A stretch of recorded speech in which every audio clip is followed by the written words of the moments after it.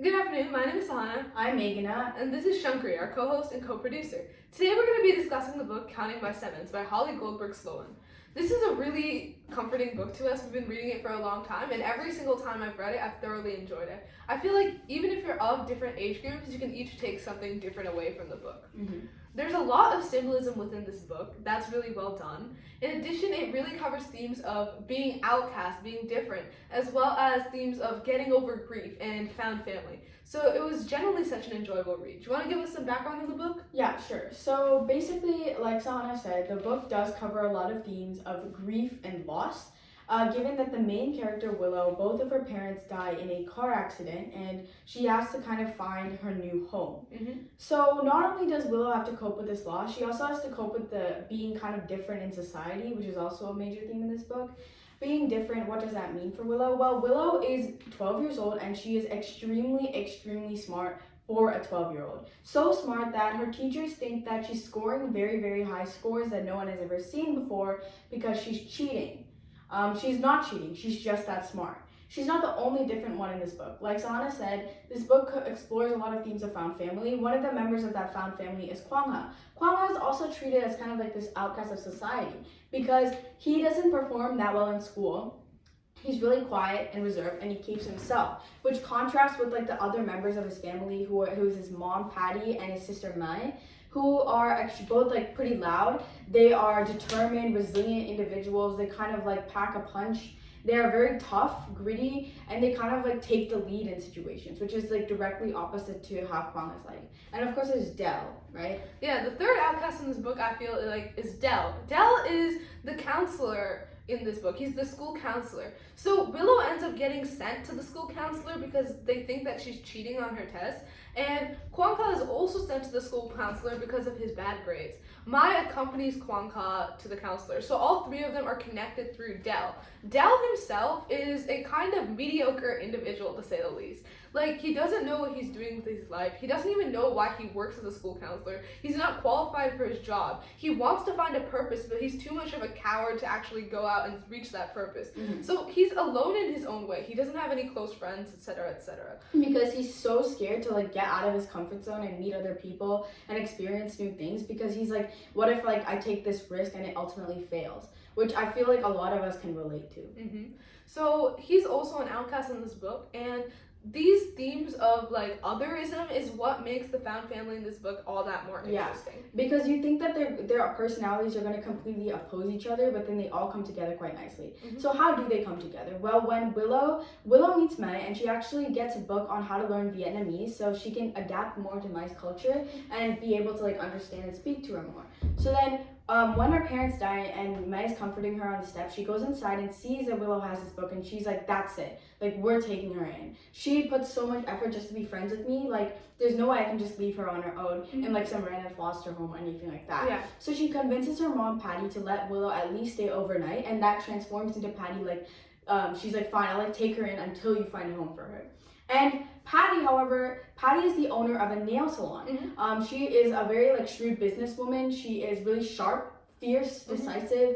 Willow kind of puts it as like in lemur packs, the females are always the head, and whenever she thinks of that, she thinks of Patty. Patty lives in a garage behind the nail salon, and she like when social services comes to check, she obviously can't show that. She puts on Dell's address instead, and this is kind of when we see Dell pushed out of his comfort zone because they come to his apartment, completely reorganize everything, and decide to kick him out to his roommate, to like this guy down the hall who's looking for a roommate's room because Patty just decides it's like easier if they just live there. Which for Dell, that's definitely out of his comfort zone. Like, he's kicked out of like his own domain, like his own house, the only place that he's ever felt safe in. And though he's like really like, he's kind of experiencing like the jarring nature of that shift at the beginning, he kind of like gets used to it over time and is even grateful for it. Which also connects to like another thing, which is like growth, right? Yeah, so growth is shown really strongly in this book, particularly through plants, because Willow is very interested in plants, and through her interactions with them, it shows the growth of different characters in this book. She, in her original house where she lived with her parents, she had a backyard garden. In her backyard garden, there were like so many plants of every single variety, which was really unique because they live in a really hot region in California. So having that many plants takes like a lot of effort. So when she ends up moving to Dale's apartment, she decides that she misses a little bit of home and that she wants sunflowers. So Dale buys her a bunch of sunflower seeds, and he buys every single variety of sunflower seeds, and because he's like, I didn't know which type you wanted, and that really hits close to home for her because it just means that that's how much he cares about her. Mm-hmm.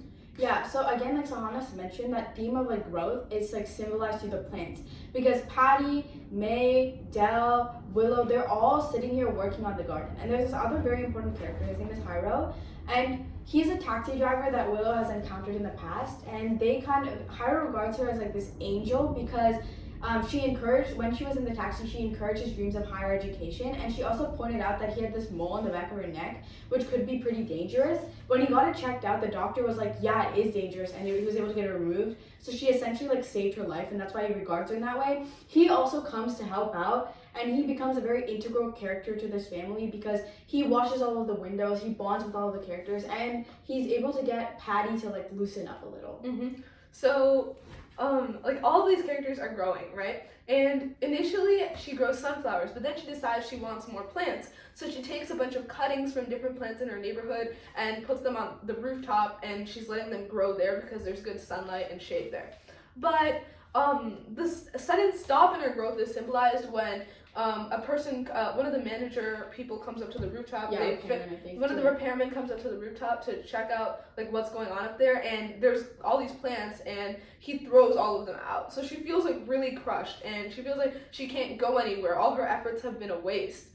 And that she feels like she's inevitably just gonna get like scooped up and like put in a foster home, and all these people are gonna get erased out of her life despite their growth. But then her support system really comes into play, because it turns out the owner of the plant nursery where she used to get her plants from when she lived in her old house, he has a bunch of plants, and he decides to put them into the garden that she was planning to make. And that is just such a moment for her, because she's like, she has all these people in her life who are willing to help her. She has this really strong support system. She has this found family, and that just really hits so close to home. Yeah, and they all in this book, one of the things that they do is they never say outright like, I love you, I care about you. They show it. You know, Mai shows it in her protectiveness over Willow and Kwangha. Patty shows it when she takes them in and cares about them and feeds them every day and like teaches them how to live. Kwangha shows it when he draws every single plan for the garden for Willow and when they're getting it approved by the city. And Dale shows it when he buys every single variety of sunflower seeds, and when he ultimately doesn't say anything about them moving into his house.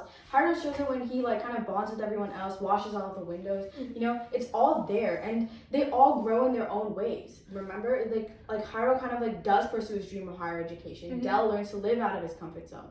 Kwangha kind of like pushes past like his barriers of being reserved and shows people who he truly is. Yeah. So another thing is that in this book there's like really good symbolism. One of the parts of the symbolism is the plants, but there's so many other symbols in this book. One of those symbols is the color red, right? Yeah. Willow thinks red is a really good color because it's like really important in nature, and she's connected to Patty through this because Patty also really likes the color red, particularly for nails, because it's lucky. It's a lucky color. And another symbol. And then eventually, when she's growing her garden, she gets a bunch of crates of ladybugs, and the ladybugs are red too, and that just symbolizes the luck that's come to her. Exactly. And then so another symbol I was gonna say, sorry, I interrupted, but another symbol I was gonna point out was like the whole title of this book, which is like counting by sevens. Whenever Willow's like getting like stressed or worried, she like does this thing where like she counts by sevens, like 7, 14, 21.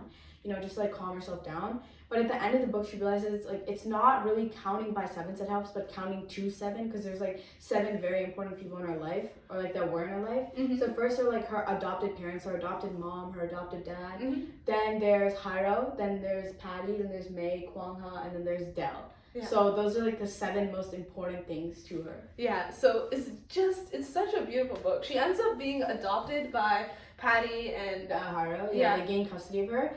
And it's kind of like they all form like such a strong, amazing bond that it's like the reader yourself, you're like, oh, I never knew that you could experience like love like this. You kind of grow like attached to all the characters, and even at the beginning when you think some of the characters have some work to do, like you don't necessarily like some of the characters, cough cough Dell, like at the end you actually grow to like them because they've changed so much, like developed so much. And you can also see how everybody improves as a result of their encounters with Willow. So at the last scene of the book, which I feel like was the most impactful and is the scene that we're gonna leave you off with, was the scene where she has a lucky acorn that Mai gave her at some point. Mai calls it a lucky acorn because the acorn had been in the middle of the road and then it had been run over by a car, and Mai had thought it had gotten smashed. But when she turned to look at the acorn, it was still intact. So she's like, it's lucky. And I think Willow ends up taking that acorn and just putting it into the soil and planting it, right? And it just shows like that acorn is her in a way. It's not lucky, it's resilient, right? And with a little bit of soil and a little bit of sunlight, she'll be able to grow. Mm-hmm. And I just really recommend reading this book. It is such a beautiful book. I think it's like suitable for like so many different ages. You can get something different from every age, like I said before. Mm-hmm. So highly, highly, highly recommend reading this book.